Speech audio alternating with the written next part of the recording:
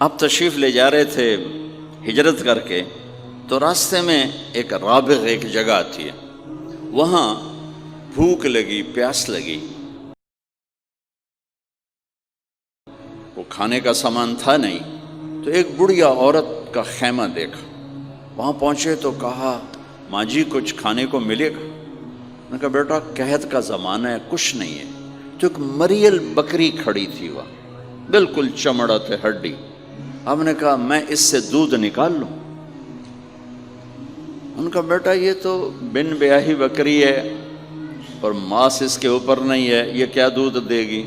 کہ آپ اجازت دو۔ ان کا لے لے، چونکہ غیر فطری کام ہو رہا تھا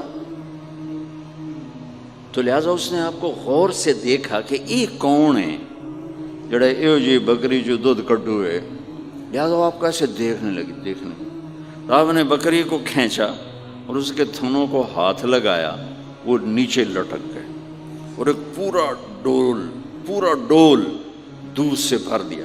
بکری سے یہ گلاس بھی نہیں بھرتا بکری کے دودھ سے، لیکن وہ پورا ڈول بھر دیا، اپنے تینوں ساتھیوں کو پلایا، پھر خود پیا، پھر دوبارہ دودھ نکال کے پورا ڈول بھر کے اس اماں کو دیا، چلے گئے۔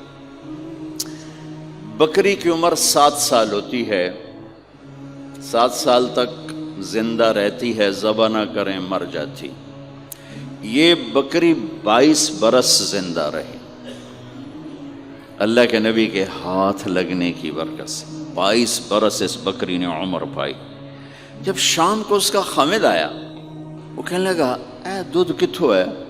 وہ کہنے لگی ایس بکری چو وزا گیا کملی ہو گئی، اتھو دودھ کتھو آ گیا؟ وزا گیا اسے چو آیا ہے، وزا گیا اپنی عقل دا علاج کرو، یہ کتھو آ گیا؟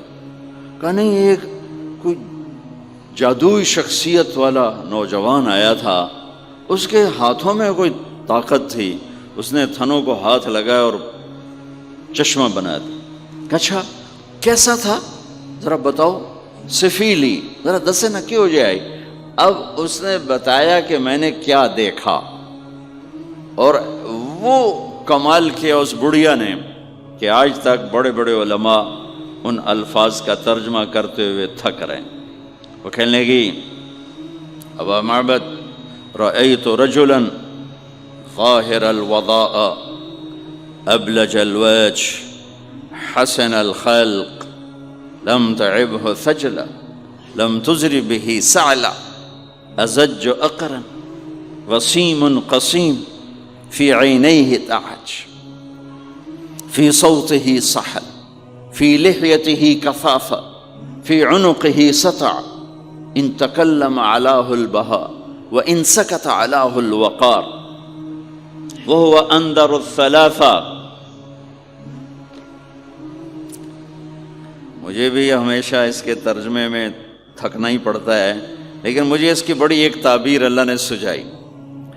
کہنے لگے، میں اس کا ترجمہ یوں کرتا ہوں، کہنے لگے ابو معبد میں تمہیں کیا بتاؤں، میں نے ایسا انسان دیکھا، مجھے لگا جیسے 14ویں کا چاندی کپڑے پہن کے زمین پہ آ گیا، کہ مجھے یوں لگا جیسے 14ویں کا چاندی زمین پہ کپڑے پہن کے اتر آیا۔ کیا حسن تھا، کیا جمال تھا، کیا خوبصورت بھویں تھیں، کیسا ماتھا چوڑا تھا، آنکھیں کیسی حسین تھیں۔ اتعج اشکل احور اہدب اکہل انجل ابرج، میرے نبی کی آنکھوں کے بارے میں 7 الفاظ آتے ہیں، 7 جو میں نے ابھی دہرائے، اور ان 7 کا ایک ترجمہ ہے کہ کائنات میں ایسی آنکھ اللہ نے کسی کو نہیں عطا فرمائی، ایسی خوبصورت آنکھیں اللہ نے عطا فرمائی آپ کو۔ کہ آواز میں جادو تھا، آواز میں جادو تھا، آواز دل کو پکڑتی تھی، گردن لمبی خوبصورت تھی، چہرہ 14ویں کے چاند کی طرح چمکتا تھا، اور براق الثنایا، دانت ایسے خوبصورت تھے، مسکراتے تھے تو دانتوں سے نور نکلتا دکھائی دیتا تھا، جب بولتے تھے تو نور چھا جاتا تھا، چپ ہوتے تھے وقار چھا جاتا تھا، خوبصورت سیاہ کالے بال تھے، نیم گھنگریالے بال تھے، پیٹ نہیں نکلا ہوا تھا، بال نہیں اڑے ہوئے تھے، سیدھا وجود تھا، سیدھا۔ کتنے ہمارے معاشرے کے لوگ ہیں، آپ سجے پاسے بیٹھے ہوں جن پیٹ کھبے پاسے گئے ہوں، پیٹ کھبے پاسے ہوں آپ سجے پاسے ہوں۔ تو اللہ نے کھانا حلال حرام بند کیا ہے، حلال کھاؤ۔ حلال کا بھی طریقہ سکھا ہے کہ مجھ بنتے نہ کھاؤ، بندہ بنتے کھاؤ۔ اتنا نہ کھاؤ کہ چربیاں چڑھ جائیں، زیادہ کھانا انسانیت نہیں، کم کھانا انسانیت۔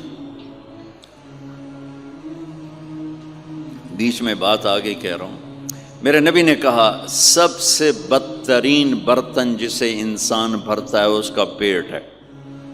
سب سے بدترین برتن جسے انسان بھرتا ہے اس کا پیٹ ہے۔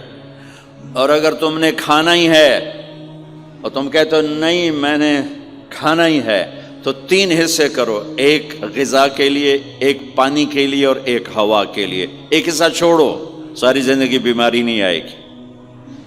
لیکن یہاں تک کھانے کے بعد پھر ڈاکٹروں کی چاندی نہیں ہوگی تو اور کیا ہوگا؟ جب تک یہ بیکریاں ہیں، یہ کولڈ ڈرنکس ہیں اور یہ فاسٹ فوڈز ہیں، صحت مند کوئی نہیں ہوگا۔ بھوکے رہنے میں اللہ نے صحت رکھی، کھا کھا کے تباہی پھیر دیتے۔ میٹھا کھانے سے شوگر نہیں ہو رہی، زیادہ کھانے سے شوگر ہو رہی، دبا کے کھانے سے شوگر ہو رہی۔ اللہ میرے نبی نے کھانے کا طریقہ بھی بتایا، کھانے کی چیزیں بھی بتائیں، کھانے کا طریقہ بھی بتایا، کھانے کے آداب بھی بتائے۔ کہنے لگی 2 لفظ جو دنیا میں کسی انسان کے لیے استعمال نہیں ہوئے، میں نے آخر میں چھوڑ دے۔ کہنے لگی ابو معبد، میں جب اس کو دیکھتی تھی نا تو میرے دیکھنے کی طلب اور بڑھ جاتی تھی، پھر جب دیکھتی تھی طلب اور بڑھ جاتی تھی۔ وہ جب تک کھڑے رہے میری آنکھ نہیں بھری۔ وسیم وسیم وسیم۔ ابو معبد میں جدھر سے دیکھتی تھی حسن ان کا غلام تھا، ہاتھ جوڑ کے کھڑا تھا۔ قسیم قسیم قسیم اسے کہتے ہیں جس کو چاروں طرف سے حسن و جمال نے گھیرا ہوا ہو، اور وسیم اسے کہتے ہیں جس کو دیکھ کے نہ دل بھرے نہ آنکھ بھرے۔ دنیا کا ہر حسن تھوڑی دیر دیکھنے کے بعد خوبصورتی ختم، کشش ختم۔ ایک ہستی کائنات میں آئی ہے میرے اور آپ کے نبی، جن کو جتنا دیکھا جاتا تھا دیکھنے کا شوق بڑھتا تھا۔ ام عائشہ بیٹھی کپڑا سی رہی تھی، سوئی گر گئی، تھوڑا سا اندھیرا نظر نہیں آ رہی۔ ہمارے نبی کمرے میں انٹر ہوئے تو آپ کے چہرے کے نور سے سوئی چمکنے لگی تو آپ نے سوئی کو اٹھایا ہے۔ یہ میرے نبی کا ظاہر ہے جو اللہ نے اتنا خوبصورت کر کے بنایا۔ پھر یہیں ہمیں زندگی کی خوبصورتی بھی ملی کہ زندگی خوبصورت ہو۔ زندگی خوبصورت ہوتی ہے رویوں کے ساتھ۔ پہلا رشتہ خاوند اور بیوی ہے، پھر اولاد ہے، پھر آگے رشتے بنتے ہیں، ماں باپ ہیں، یہ سارے رشتے یہ اس زندگی سے بنتے ہیں جو میرے نبی ہمیں سکھا کر گئے۔